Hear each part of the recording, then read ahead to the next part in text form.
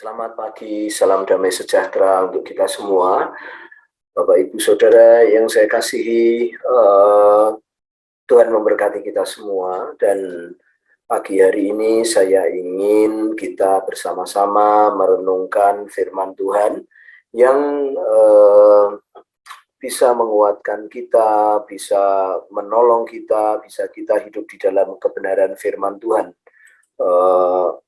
Sehingga hidup kita berpadanan dengan pikiran Tuhan. Bapak, Ibu, Saudara yang saya kasihi, judulnya adalah pikiran Kristus. Judulnya adalah pikiran Kristus. Nah, Yohanes 18 ayat 36, demikian firman Tuhan. Jawab Yesus, kerajaanku bukan dari dunia ini. Jikalau kerajaanku dari dunia ini, pasti hamba-hambaku telah melawan, supaya aku jangan diserahkan kepada orang Yahudi. Akan tetapi kerajaanku bukan dari sini.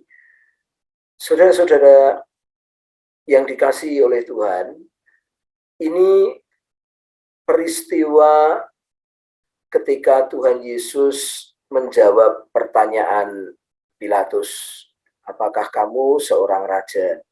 Karena Tuhan Yesus diserahkan kepada Pilatus oleh orang-orang Yahudi. Lalu Tuhan Yesus menjawab, kerajaanku bukan dari dunia ini. Jika kerajaanku dari dunia ini, pasti hamba-hambaku telah melawan, supaya aku jangan diserahkan kepada orang Yahudi. Akan tetapi kerajaanku bukan dari dunia ini. Ini yang pertama, Bapak, Ibu, Saudara. Tuhan Yesus menegaskan bahwa dia penguasa tunggal. Ya, dia menjawab dengan tegas pertanyaan itu, saudaraku, kamu yang mengatakannya, gitu. Ya.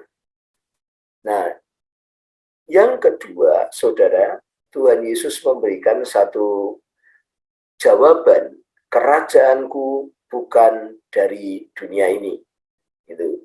Kalau kerajaanku dari dunia ini, wah, hamba-hambaku, pelayanku, rakyatku, masyarakat pasti akan melawan. Gitu ya. Dan dia, kalau kita baca sebelumnya itu, Mas Petrus itu menghunuskan pedangnya, dan Tuhan Yesus minta untuk sarungkanlah Mas. Ya, saudara-saudara, Tuhan Yesus tidak ingin membalas kejahatan itu. Nah, yang ingin saya bagikan adalah orang biasa berpikir dengan cara dunia berpikir. Orang berpikir dengan cara dunia berpikir. Ya, saudara ya. Tetapi, saudaraku, pesan pagi hari ini yang diinginkan adalah saudara harus melihat kerajaan Kristus, kerajaannya Tuhan Yesus bukan dari dunia ini.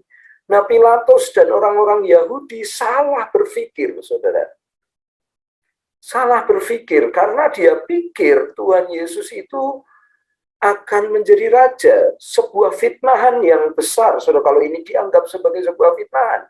Tetapi saudaraku, yang jelas pada waktu kita baca, kita mendapati sebenarnya orang-orang Yahudi, ahli-ahli Taurat, orang Farisi, tersaingi oleh Tuhan Yesus, saudaraku ya.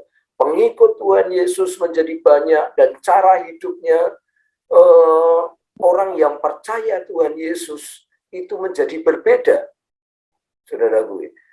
Dia tidak lagi berpikir secara dunia, tetapi dia berpikir dengan cara Kristus. Oleh karena itu, saudara-saudara, kerajaan Allah itu adalah kerajaan di mana Tuhan Yesus yang memerintah, di mana Allah Bapa yang memerintah. Saudaraku, kerajaan Tuhan Yesus definisinya adalah suatu kawasan di mana Tuhan Yesus yang memerintah, bukan bangunannya, bukan juga, saudaraku, mungkin tentara-tentara dan perlengkapannya, saudara. Ya, tetapi saudaraku, tentang cara berpikirnya. Cara berpikirnya, saudara-saudara. Ya, orang harus berpikir yang berbeda. Di tengah-tengah zaman sekarang ini, orang harus berpikir yang berbeda. Karena pikiran menentukan sekali, saudara, langkah-langkah hidup kita. Langkah-langkah hidup kita, saudaraku, bisa menjadi sebuah kebiasaan dalam hidup kita. Dan itu semua diawali dari pikiran, saudaraku. Kalau kita biasa membalas kejahatan dengan kejahatan, maka saudara, pasti itu bukan pikiran Kristus, saudaraku. Karena kita melihat bahwa Yesus Kristus, ketika kita di hadapan Pilatus, kita lihat Tuhan Yesus tidak membalas, saudara, ya, pukulan, hinaan, cercaan, aniaya, saudaraku, semua, bahkan Tuhan memberkati mereka. Saudara, dunia begitu terbalik, saudara, ya. Dunia begitu terbalik. Dunia ingin, saudaraku, ketika mendapatkan sesuatu, dia harus berjuang, dia harus meraihnya sedemikian rupa, saudaraku, tetapi Kristus mengajarkan kalau kamu ingin memberi, ya kamu harus diberi. Kamu harus memberi, saudaraku. Ya, Tuhan Yesus memberikan sebuah kelemah lembutan, saudaraku, dalam hidup ini. Saudaraku, ya. Nah, bagaimana caranya kita merubah hidup kita?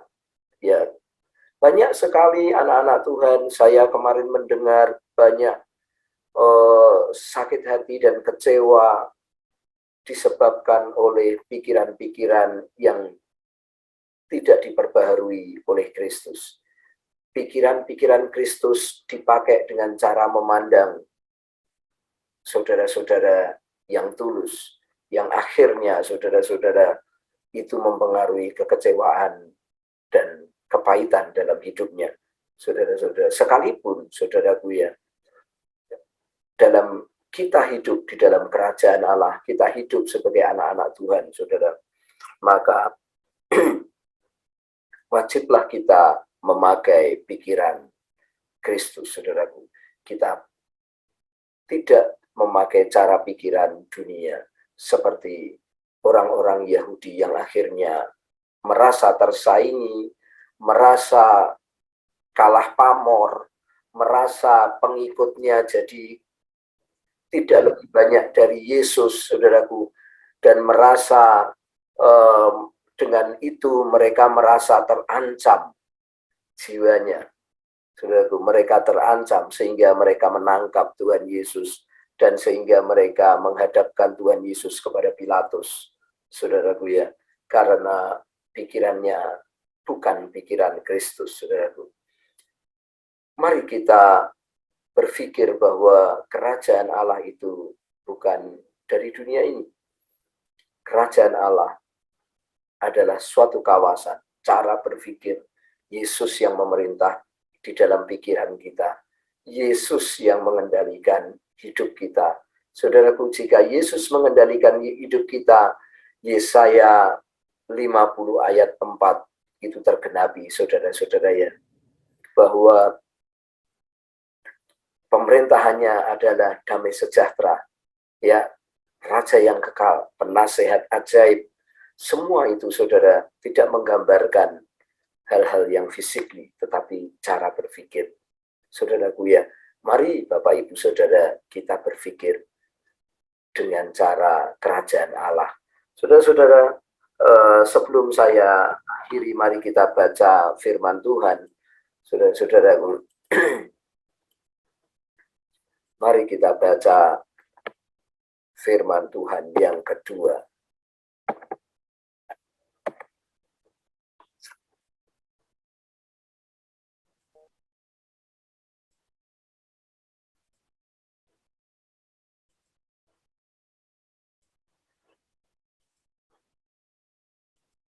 Ya. Sebab siapakah yang mengetahui pikiran Tuhan sehingga ia dapat menasehati dia? Tetapi kami memiliki pikiran Kristus. Saudara-saudara, ini pernyataan Paulus. Saudara-saudara, ya, pernyataan Paulus bahwa Paulus memiliki pikiran Kristus. Bagaimana bisa? Itu, saudaraku. Karena dia berpikir tentang Kristus. Saudaraku. Karena saya bergaul dengan Mas Supri, maka saya sedikit mengetahui cara berpikirnya Mas Supri.